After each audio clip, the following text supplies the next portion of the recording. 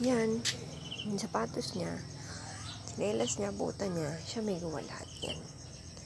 Ganyan ang gawa niya bago matulog. Piniprepare na ayos niya yung sinelas niya. Si Ash, allergy siya sa langgam. Sobra. So, sadyang matigas ang ulo. Pag-ibig siguro, hindi naman totally matigas. Kulit.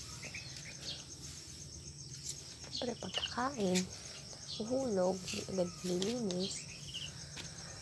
Ito, kaya, naabot ng langgam dito.